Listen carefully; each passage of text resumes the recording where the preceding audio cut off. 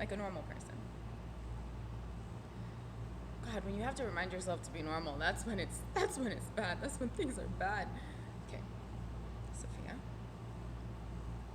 stop talking to yourself. Русские слова такие длинные. Всем гамарджоба, меня зовут София, и я американка. Это видео о том, что произошло за последние 2 недели в Грузии, чего я никак не ожидала. Приключения! Okay.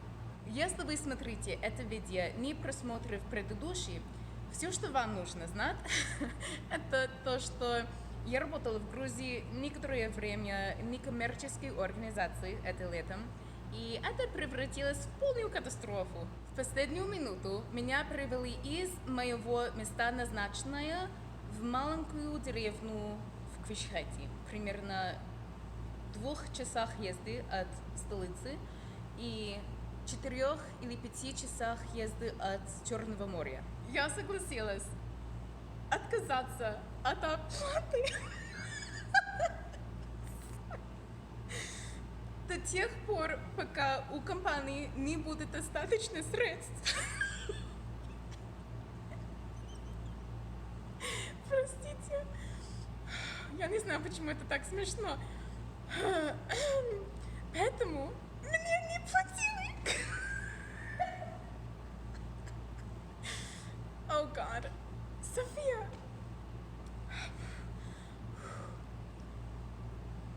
Поэтому мне не платили все те 3 месяца, что я была в Грузии.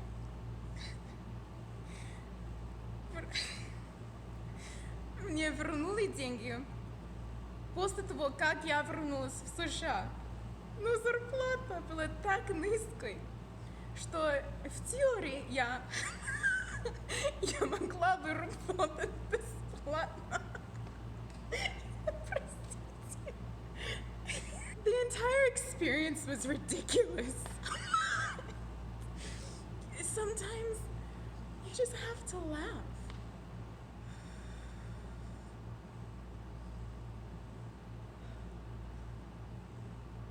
Однако, когда я была в Грузии, мне сказали открыть банковский счет для расходов, связанных с работой, жилье, проезд и так далее.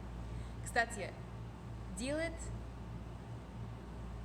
что-либо в банке в Грузии тяжелое испытание.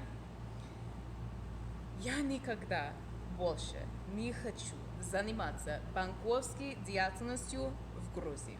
Когда я открыла счет, я внесла предварительный депозит, и мой начальник меня заверил, что если мне что-нибудь понадобится, он пришлет мне деньги из Флориды. По причинам, которые мне никогда не были понятны, мой начальник неожиданно принял решение не приводить средства на банковский счет в Грузии, который я открыла по его просьбе. В довершение всего, ни банкоматы, ни сканеры кредитных карт не приняли ни одну из моих карт. Я была не единственным иностранцем с этой проблемой. Такое случалось даже в популярных туристических направлениях, как Мсхета. Это совершенно сбило меня с толку. Я не могла оплатить вещи кредитной карты, и у меня не было возможности получить доступ к наличным средствам на моем сберегательном счете за границей. Моя семья волновалась и хотела отправить мне что-нибудь по почте, чтобы помочь. Но не было и почтовой системы, потому что не на всех улицах были названия, и ни в одном из домов было номеров. Из-за того, что имеющиеся у меня бумажные деньги таяли у меня на глазах, а у меня не было функционирующего банкомата для иностранных карт даже в ближайшем крупном городе, всего за неделю до того, как я должна была завершить свои дела в Грузии, я организовала поспешную встречу с грузинской женщиной из Америки, с которой я никогда не встречалась, мы не познакомились, но о существовании, которое я знала, еще когда она планировала поездку в Кабулете. Предыстория. Марина, мой спаситель, путешествовала в День матери в Вайоминг и только что случайно вошла в церковь моего отца в то воскресенье. Когда он раздавал благословенный хлеб, они нашли общую тему для общения, Грузию, и разговаривались. Мой отец достаточно симпатичный, а моя мама абсолютно очаровательна. Поэтому они все обменялись контактной информацией и поддерживали связь. Мои родители сказали мне в июне, что Марина планировала поездку в Грузию летом. Когда я сидела в своей комнате, пытаясь подсчитать, как долго я смогу растянуть оставшиеся у меня деньги, осторожно, спойлер, это было совсем недолго, ее имя вспыхнуло у меня в глазах, и у меня возникла безумная идея. Я посмотрела на календарь и поняла, что она полетит в Грузию через несколько дней. Так что я отчаянно связалась с родителями. Они сразу отправили ей деньги. Если бы Марина могла привезти деньги в Кабулете, я бы нашла ее там и забрала все в мою деревню. Она согласилась. Все, что мне нужно было сделать, это выяснить, как добраться туда и обратно, потратив как можно меньше времени и денег. Человек, принимающий меня в своем доме в Хашхате, работал таксистом. По дороге на работу тем утром он помог отвезти меня в Хашуры, и мы разработали план покупки билета на автобус. 2 часа после нашего прощания я поняла, что произошла ошибка. Большинство туристов, направляющихся на Черное море, едут в Батуми. У меня сложилось впечатление, что автобус будет останавливаться по пути, включая остановку в Кабулете, где я сойду. Но я была не права. Когда я осознала нашу ошибку, я попросила кондуктора сделать исключение.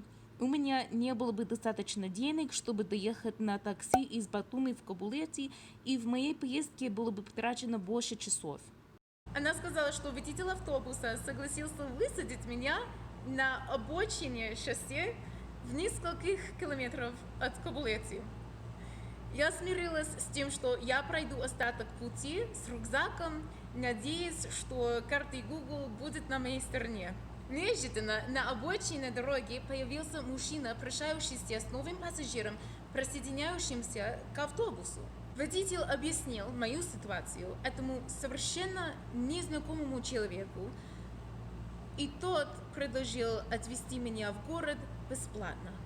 Шел дождь, и дороги были не асфальтированы, поэтому я была готова рискнуть поехать с незнакомцем, вместо того, чтобы бегать по грязи от волков, прорываясь в сумерках.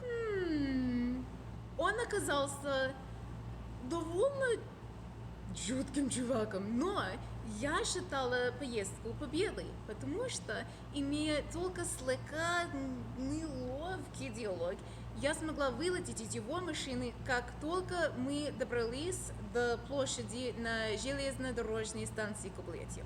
Там я увидела Марину, выходящую из парикмахерской ее двоюродной сестры на углу, и мы пошли к ней домой.